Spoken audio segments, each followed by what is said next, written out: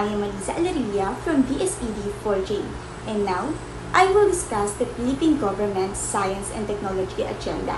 But first, let me discuss what the Philippine Government's Science and Technology Agenda is.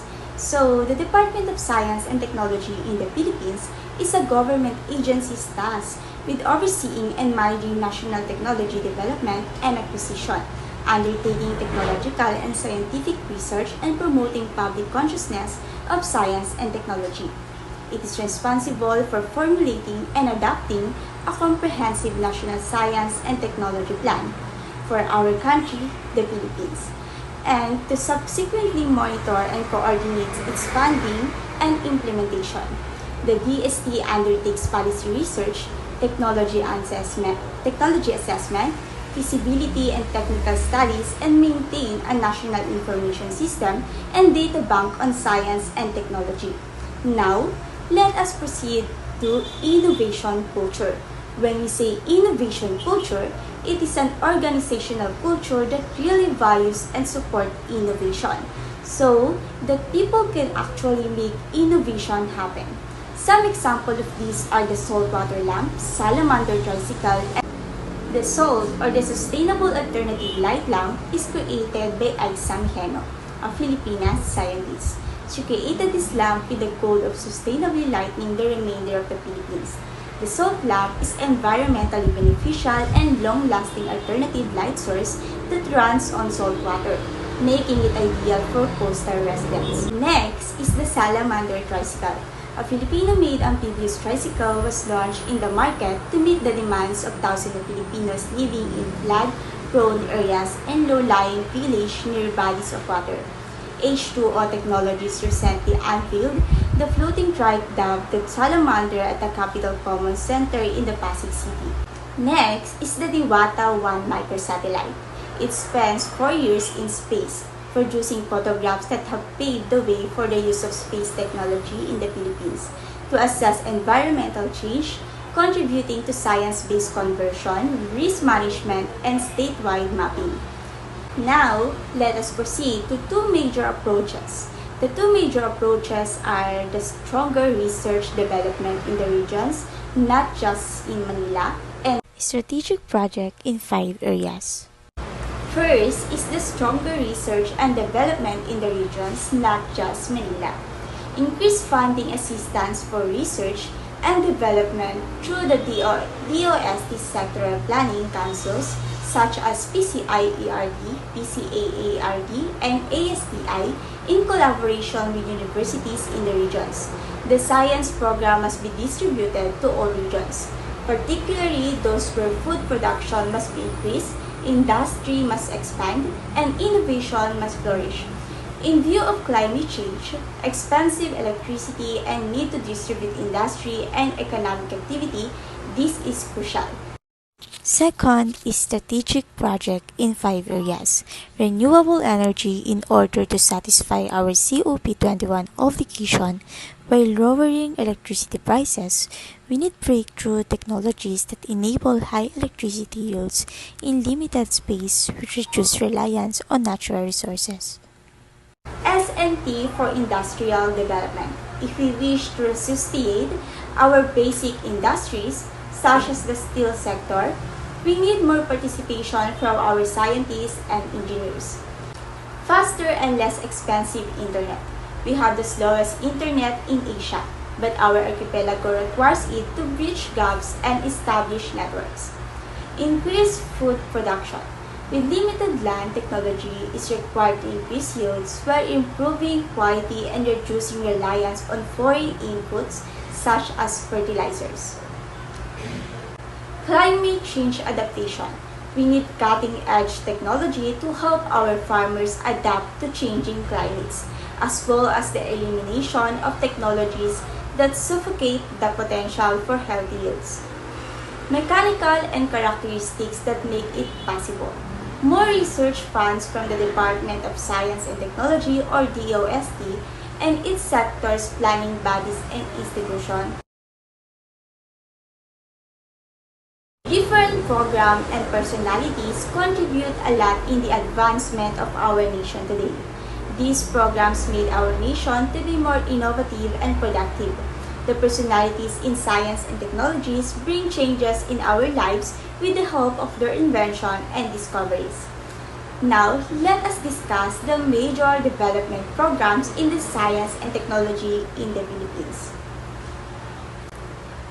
First is the Doppler radars. In Baler, Aurora, Pag-asa constructed its first Doppler weather radar station, followed by another in Baguio. It was constructed to boost weather forecasting capability and catastrophe risk reduction in the country. With 4 Doppler radars that can detect rain volume and 2 flood forecasting and warning centers finished in 2017. Second is the RA 7687 Scholarship Program. It is also known as the Science and Technology Scholarship Act of 1994. It was awarded to deserving student who must pursue priority subject of study in the basic sciences, engineering, and other applied sciences, as well as science and mathematics education. Third is SETUP. SETUP is a national plan to encourage and support SMEs, or small and medium businesses, to use technological advances to improve their operation and as a result, increase their productivity and competitiveness. Fourth is Balik Scientist Act. President Rodrigo Duterte signed Republic Act No. 11035 on June 15, 2018. And last is the Philippine Space Agency. The Philippine Space Body or PhilSA will be the principal government agency responsible for all national concerns and operation relating to space research and technology application under Republic Act No. 11363. And that's all. And now, here is Marianne Alisa Adao, who will discuss the major personality in science and technology in the Philippines. Now let us proceed to the major personalities in science and technology in the Philippines. First is Fe Del Mundo. Del Mundo was born on November 27, 1911 in Manila, Philippines. She was the 6th child in a family of 8. 3 of her 8 siblings died in infancy, while the elder sister died at the age of 11 from appendicitis. The death of her older sister, who had expressed an interest in becoming a poor doctor, drove the young Del Mundo to pursue a career in medicine. She conducted research that resulted in the development of a better incubator and a jaundice treatment gadget. She also devised the PR80 diet and founded a big children's hospital in the Philippines. One of her notable inventions in bamboo incubator were in the premature newborns, or those born before the mother's 37th week of pregnancy, are undeveloped and have a low body fat content, making it difficult for them to maintain a healthy body temperature. This is addressed by the modern medical incubator. Nevertheless, not everyone who requires it has access to such technology. This is an especially critical issue in rural areas where such gadgets are frequently unavailable. Fortunately, the first Filipino invention on the list provided a solution. The bamboo incubator, which is widely regarded as brainchild of Dr. Fe Del Mundo. This improvised gadget is generally inexpensive and simple to manufacture, making it perfect for usage in rural communities and locations where advanced facilities are scarce. Del Mundo intended to open her own pediatric hospital, Children's Medical Center, after becoming frustrated with a bureaucratic restraints of working for a government hospital.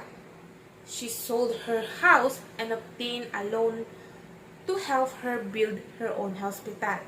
The Children's Medical Center, a 100-bed hospital in Quezon City, was founded in 1957 as the Philippines' first pediatric hospital in 1966. The hospital was enlarged by establishing an institute of maternal and child health, which was Asia's first of its kind. She is also the first woman to be named National Scientist of the Philippines in 1980. She has received the Elizabeth Blackwell Award for Outstanding Service to Mankind in 1966, the Ramon Magsaysay Award for Outstanding Public Service in 1977, and the International Pediatric Association's Outstanding Pediatrician and Humanitarian Award in 1977. Next is Gregorio Zara, a Filipino engineer and scientist named Gregorio Zara, made significant contribution to the growth of engineering and invention in the Philippines. His contributions to popular comprehension and application of science in the country stem from his innovations in his field of expertise. He owns a total of 30 patents for devices and equipment. The TB telephone system is the most popular of them. Zara invented the first video phone or two-way television telephone in the middle of 1950s, long before the digital age began. When Zara patented the technology as a photophone signal separation network in the 1955, it moved beyond science fiction and comic books. That first version did not take off, owing to the fact that it was not intended to be a commercial product. However, in 1960s, AT&T began developing a public-facing video phone known as feature phone. The video phone was unveiled and the 1964 New York World's Fair, but it was deemed unworkable and did not sell well. It exploded in popularity as the digital era began in late 1990s. The video phone first gained popularity as a gadget that made distance learning and video conferencing simple, as well as being useful for the hearing handicapped. The Zara effect, physical law of electrical kinetic resistance, the wooden microscope, the semi-automatic propeller-making machine, and an aircraft propeller made entirely of wood, the solar sober airplane fluid by alcohol, the Earth induction compass, which pilots use for direction, and the vapor chamber, which is used to visualize radioactive elements, are among his other contributions. His scientific creation made him famous around the world, and he received several prizes and medals throughout his lengthy career as an engineer, inventor, government official, and educator.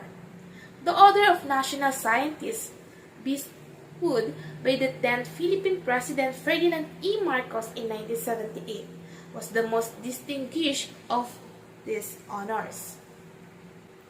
Next is Felix D. Maramba. Dr. Felix D. Maramba Sr. is a Filipino scientist who invented and commercialized one of the world's most profitable biogas systems. He also invented a power generator that runs on coconut oil. It all began in 1984, when a successful piggery inspired him and his son, Felix K. Maramba Jr., to generate their own power using methane gas created from mammalian carcasses. Maya Farms, a commercial piggery, energy needs such as its processing plant and feed mill were completely independent of Meralco. The technology in question was given away for free. Farm technicians are disappeared around the provinces, teaching people how to generate energy from trash. The Philippine Association of Flour Millers Incorporation is led by Felix Maramba.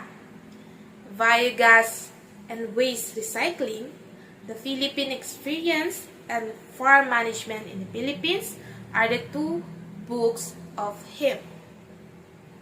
The Maya Farms model was created by him. Another astonishing invention of Dr. Maramba is the coconut oil fluid generator. Coconut oil is the principal source of fat for individuals in many places throughout the world. Maramba has made an astonishing breakthrough by delivering energy from a commonly available resources with his idea of developing a power generator using coconut oil as the source of energy. Millions of people's lives have been enhanced as a result of the generator's invention, allowing them to focus their time and energy on the other things. Next is Rolando de la Cruz. He developed a formula in a form of cream, which is used nowadays as a treatment for skin cancer. He won numerous accolades as a result of this invention, including the DOSTS Tuklas Award for Most Outstanding Invention in 1998. The cream was created using only natural ingredients, namely cashews. The cream, now called as DBCC cream, has been shown to effectively eliminate deeply grown moles, warts, and as the name says, basal cells carcinoma. It is painless, unlike previously known method of wart removal, which causes pain because it involves heat during surgery. Rolando de la Cruz is a barber in real life because the majority of his clients suffer from fungal infection and other skin illness. He became aware of skin disease while working as a barber. Then there were two more events that promoted the creation of DBCC cream.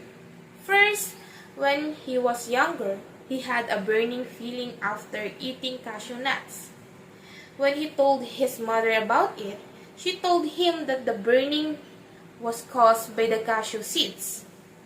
After that, when he was in high school, he had a friend who told him about the warts removal operation. And the latter said he could not tolerate the discomfort despite the fact that anesthesia was used. His classmate also mentioned that the method involves the use of heat. His early encounter with the cashew nuts inspired him, and the idea was formed.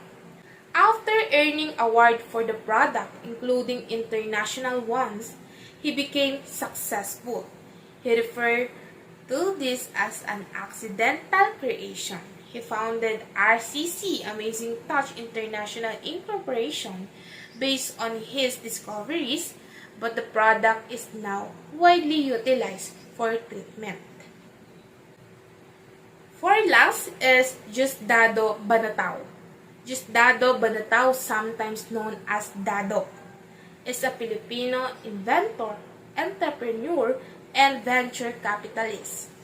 He graduated with honors from Mapao Institute of Engineering with a Bachelor of Science in Electric Engineering. He turned down numerous employment offers from famous companies. Dado worked for a number of tech companies after receiving his master's degree, and in 1984, he created his first single-clip 16-bit microprocessor-based calculator. Dado started his own tech company, Mostron, which makes motherboards. Diosdado Banatao created the first single-chip graphical user interface accelerator, which significantly improved computer performance. This development has made it possible for computer users to use images instead of the traditional textual commands seen on older systems. It has made data processing a little faster while taking up very little space. Every year, Banatao gives 5 educational scholarships to the deserving Filipino students with promising prospects in engineering and technology through his Dado Banatao Educational Foundation. He also chairs the Philippine Development Foundation, which sends talented young Filipino minds to school in order to maximize their potential for the Philippines' future. Now, let us move on to science education in the Philippines. Our country is making every effort to strengthen the country's science education. One strategy is to construct science schools that will inspire kids to pursue careers in science and technology and foster their gifted scientific potential. Science education is concerned with the teaching and learning of science as well as the development of science literacy in the general population. This is critical for the country's advancement and development of science and technology. Science education is concerned with the growth of individuals in science, which is at the heart of science, technology, and society.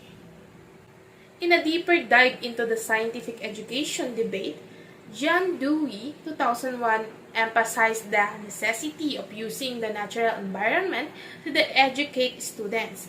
As a result, nature must offer its physical impulses in order for social activities and thought to create a plethora of meaning. As a result, it is unsurprising that science education is crucial. Furthermore, according to Marx 1994, science will be one of the most essential educational courses in the future. The tremendous amount of the scientific knowledge created in this domain justifies science education, which prepares citizens for a scientifically and technologically oriented future. Science education provides the skills and information essential for a person to exist in the age of science, as 1986 characterized it, and to build a citizenry capable of achieving science aims in society. According to Tilgham, 2005, health schools have a huge duty in fostering a science culture. Science education in basic and tertiary education. Science education in tertiary education is concerned with improving students' comprehension and appreciation of scientific ideas and achievements. This is accomplished by including basic scientific classes in the general education program, and it also focuses on the training of science teachers, scientists, engineers, and other professionals in sectors including engineering, agriculture, medicine, and health science. According to Chill and Britain 2002, science education in basic education assists students in learning fundamental concepts and facts linked to everyday life, as well as important skills such as process skills, critical thinking abilities, and life skills that are required in coping with daily life activities. According to Linda, 1997, science education also fosters good attitudes such as a thirsty for knowledge, a desire to try new things, a desire to learn about nature and creativity. Now, let us proceed to the science schools in the Philippines. The development of science school in various sections of the country is one exceptional program for science education backed by the government. There are also various government programs run by the Department of Education, as well as a few private science institutions. Philippine Science High School System or PSHSS, Special Science Elementary School or SSES project, Quezon City Regional Science High School, Manila Science High School, and Central Visayan Institution Foundation. On October 1, 1963, the Manila Science High School or MSHS was established. It is regarded as the Philippines' first science high school. Science and mathematics are given a higher priority in the organization and curriculum. Its goal is to create scientists who have souls. The program includes humanities classes as well as the electives.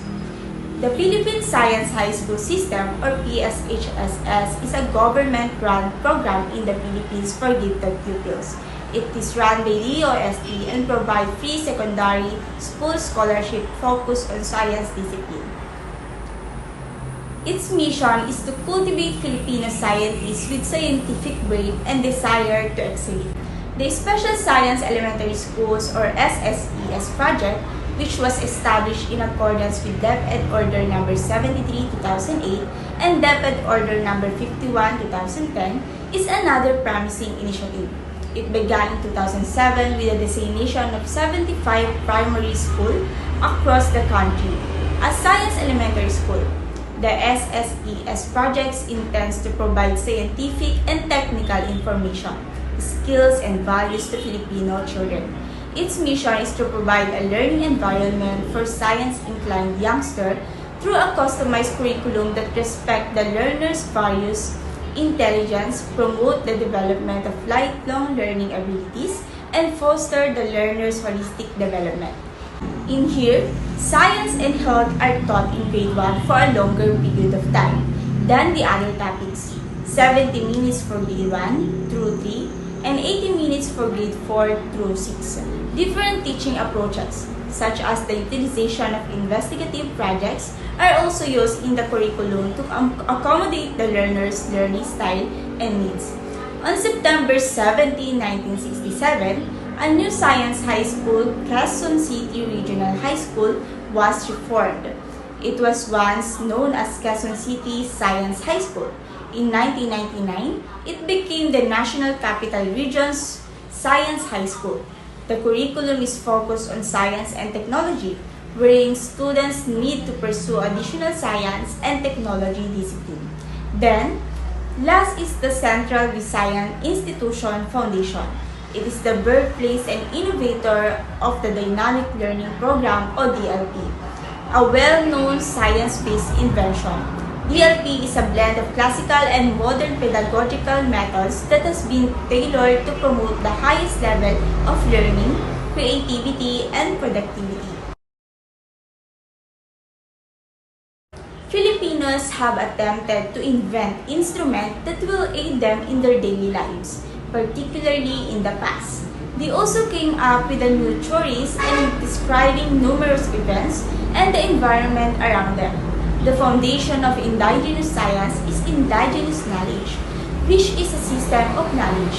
Indigenous knowledge is rooted in regional, indigenous, or local communities' cultural heritage.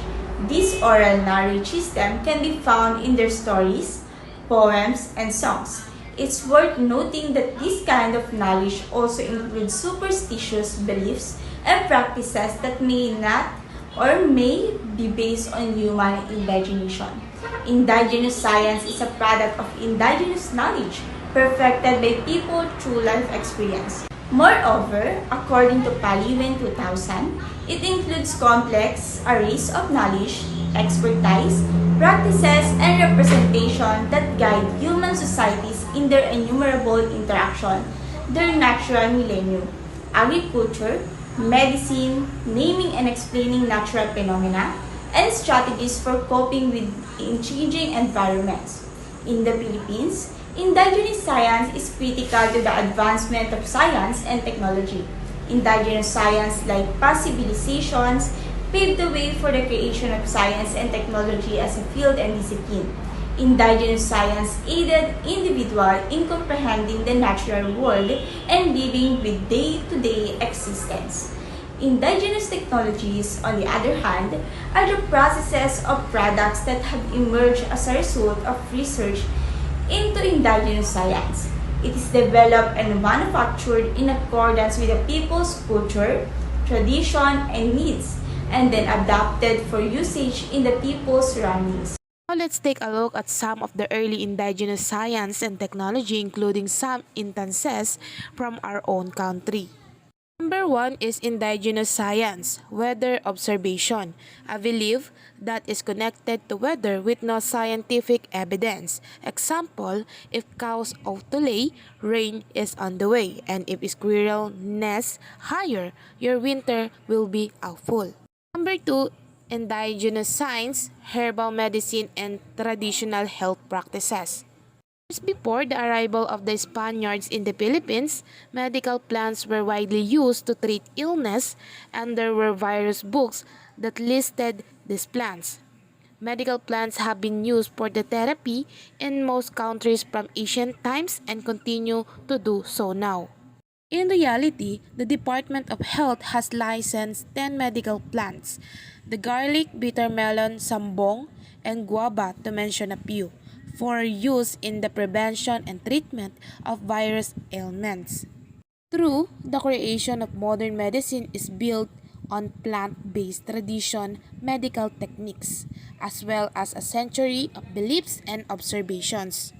Traditional healing practices used to treat sprains and fractures, and tawas is used to establish the cause and nature of acute disease using potassium alum. Tuli is well-known traditional ritual. These practices was discovered to be non-religious in nature. It was done to commemorate a boy's coming of age before the Spanish colonial period.